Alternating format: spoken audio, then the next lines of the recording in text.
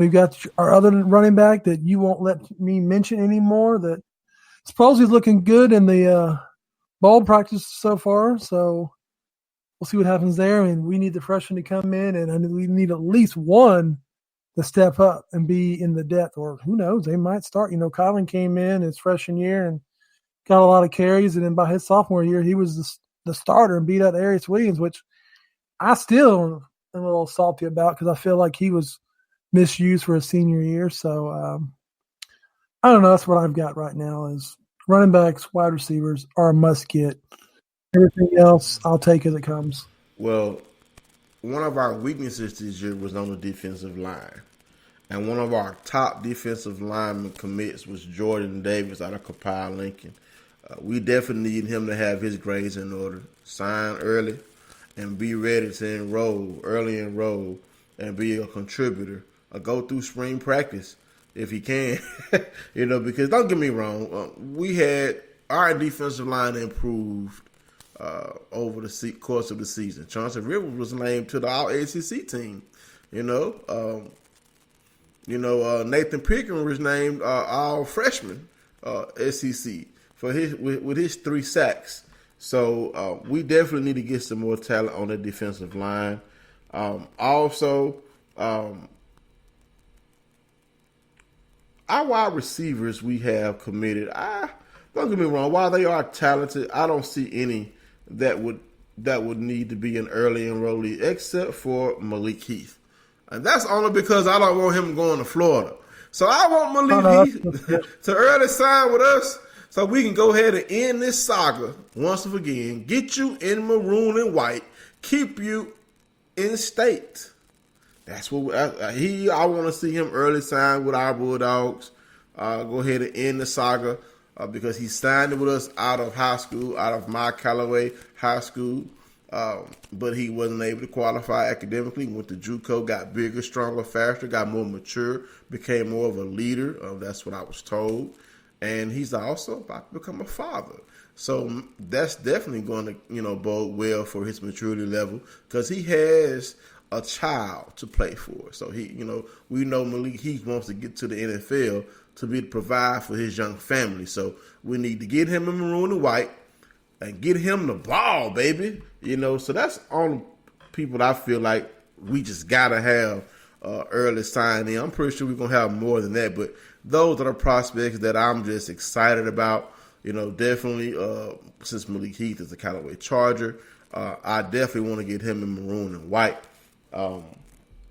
Before we move on to the transfer portal, there's a young man I definitely want to talk about. And Stubbs, have you seen the Mississippi-Alabama All-Star game? Or Mississippi-Alabama All-Star game practices? Yeah, I know where we are getting ready to go with this one, but I'll let you run with it. One of our weaknesses is wide receiver. There's a young man that's down the road that I don't think we've yet to offer, and that's Rufus Harvey. He is tearing it up. He's beating up on all of the 4-star cornerbacks at the Mississippi-Alabama All-Star practices. People are trying to say, oh, he's small, oh, he's slow. Man, from what I saw on tape, he didn't look slow to me. And we know what happened the last time we let a star wide receiver from Starkville escape Starkville. He went to Ole Miss. Now he's having a pretty good rookie season for the Tennessee Titans. So I know we're loaded at wide receiver right now as far as our recruiting class, but you have to take a chance on Rufus Harvey. We have the running back committed from Starkville High for next year. But this young man, even if he doesn't help you at wide receiver, do you realize our special teams unit, as far as punt returns, sucked? This young man could be a lightning bud back there. You put him back there, let him field kicks, let him field punts, and let him use his elusiveness to attack the punt teams and get us field position because, we need somebody to be able to help us out at that position. So I would love to see Rufus Harvey in maroon and white. I know I don't have to say it that, but if I could offer him a scholarship, I would offer him a scholarship. What do you think, Stubbs? Yeah, like so the video, some people have been dogging it. I don't know if they are, armchair quarterbacks or what they really are. They're talking about he's slow. his biggest issue is the size. But, we have taken a lot of young talent and stuck them in the slot that are not big. Like Dedrick Thomas, not big. Several other guys that have run that slot that aren't big that have done pretty decent. Some of our best wide receivers have been in the slot. So I think the biggest issue is because we have put a lot of stock in these JUCO wide receivers that we're trying to sign. I feel like that's our biggest issue. When you have 25 scholarships to give out and you've already tentatively you've got 4 or 5 wide receivers committed, that's where your issue is. And most of them, I think 3 or 4 are JUCO players, and so you're trying to get people to come in right off the bat to play. I will say this. You name him, I'm going to name another JUCO player that I believe should be a wide receiver for Mississippi State next year, and that is the former West Point wide receiver in Brownlee. That dude catches Jason Brownlee. Oh, yeah, definitely.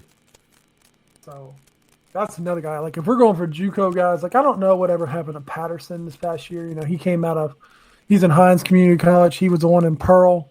I don't even know if he played football today. What's that? John Patterson. Yeah, you want to go? Yeah, the Pearl guy.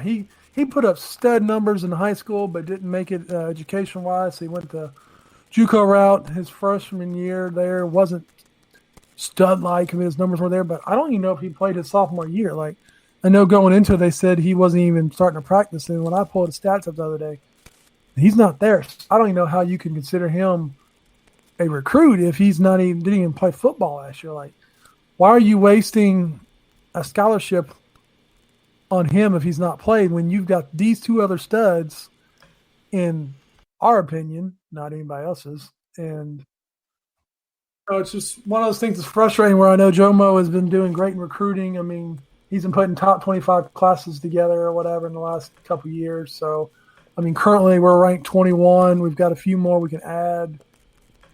I guess we'll just see as we get close to February. I know Steve Robertson said the other day that he's on our radar, but they probably won't offer him until February,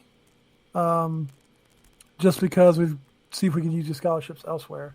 But Brownlee, right, he's going to be a JUCO guy, so he's got to go soon. So who knows? Well, I'll watch his stuff. I think he's announcing pretty soon. So other than that, that's all I got on signing day. Like you said, when we do our show next Thursday, we will have a good idea of who is with us in December, as I think signing day is December 18th.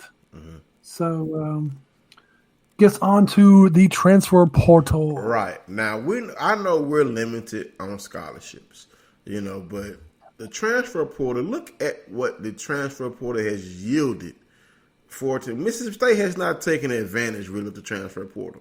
I mean, look at Joe Burrow out of Ohio State, transferring LSU. He's going to win the Heisman. Look at Ohio State getting Justin Fields from Georgia.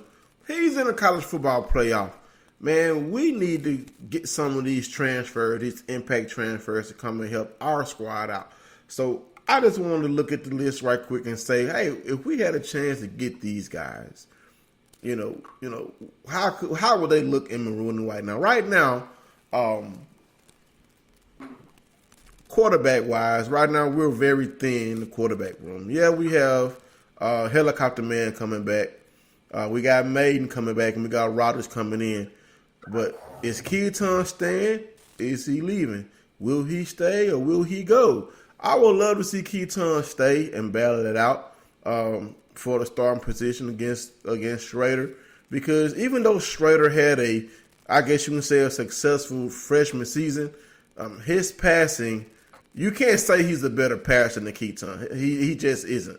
I know people try to say, oh, Keaton don't completed 40% of his passes. Keaton wasn't given an opportunity to improve over a season either, as Gary Schrader has. He just hasn't been given that opportunity. That's going to be my dying breath about Keaton Thompson at Mississippi State. He wasn't given a chance to improve himself over time. But first, I want to look at these quarterbacks. And the first quarterback that comes up to mind as far as dual threat quarterback that's uncommitted right now is Justin Rogers out of TCU. He is a very, very mobile quarterback. He was a highly rated 4-star. I would love to see if he would be interested in Mississippi State. The next quarterback I would like to see will be Dylan Sterling Cole out of Arizona State, another 4-star quarterback transferring. But of course, I don't think these guys are going to be eligible immediately. But one name that kind of intrigues me is a quarterback of our former head coach, Felipe Franks. Even though he's coming back off of an injury, wouldn't that be something if Felipe Franks comes to Mississippi State and leads us to a bowl win? What do you think about that, Stubbs? Oh, man, I really want to say no comment on that. You left out our boy Tommy Stevens. You said we haven't got nothing in the transfer portal. What about our peanut brittle Tommy Stevens? How dare you talk about him like that? Did we really get anything from that? I mean, did we really benefit? Yeah, I feel like we've wasted the transfer portal between the injuries and Tommy Stevens. We knew that coming into this season. We should have known better. I feel bad for Zuber. He came in there as the top wide receiver for 2 years in a row at Kansas State. He comes here and, 12 catches? I don't know. Yeah, we wasted we did get a transfer in the other day, and he's transferring in. It's the kicker. The kicker. That little shot me for a little bit there. I was like, a kicker? We have a kicker, but did I miss something on it? Both of them are underclassmen, too, I think. So, hey. Yeah. This guy's coming as a junior, I believe. He is a All-American high school kid. His stats were pretty solid in his first 2 years there. And I think he was upset. They said, based on the message boards, they were upset that they brought another kicker in and offered him a scholarship. So I don't know if he was on a scholarship or on a half scholarship or what his ordeal was, why he decided to transfer. So I'd say keep an eye on that. We've had issues with the kickoff team. I know we brought in the kid from Brandon, and he was our freshman kicker, but we need somebody who can kick it out of the end zone. And this guy supposedly has a leg on him. Had over 100 touchbacks in 2 years. He actually had 2 field goals over 50-plus yards, so that's good considering we can't ever get a field goal past mid-40s. I haven't really seen what's else out there. Of course, transfer portal will really get picked up pretty soon, especially with everybody trying to transfer in December to get the class by January. So I'll keep an eye on that, especially when we see who leaves and doesn't leave. Right. We'll see what also happens down the road at Ole Miss, when Luke was fired, which we'll get into that. Oh, boy. Half the team said they were leaving. And some people said they decided Georgia was to really stay. quick to jump on Matt Luke. Yeah. So I'm going to skip the running back because we're going to have some good talent coming in.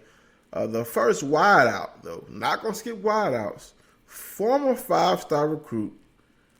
Are we going to go back to the well again? Out of Penn State, Justin Shorter is in the transfer portal. He's a 5-star, rated 99.62.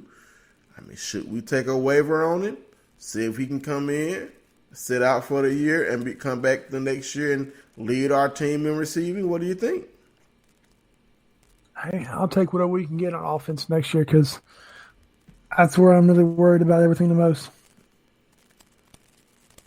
All right. Up next, and I did include former Ole Miss players, and this is a former Ole Miss player, Miles Battle, 6'4", 188, 4-star recruit. And we're going to let you stay. We don't need you. No Ole Miss Rebels. A name that may ring a bell to you because this guy's a native Mississippian, Jordan Murphy. Out of Tennessee, transferring. He got into some trouble, and he's leaving. But, hey, he's a dynamic talent. I would love to see him come back home. Don't necessarily know where he's going to lean to. And the last position I want to talk about is a position that I feel like we definitely need to add an impact player. And that's going to be at defensive end. I know we're bringing in a 4-star defensive end prospect, but we have to bring somebody in that can get to the quarterback. And scrolling down this list,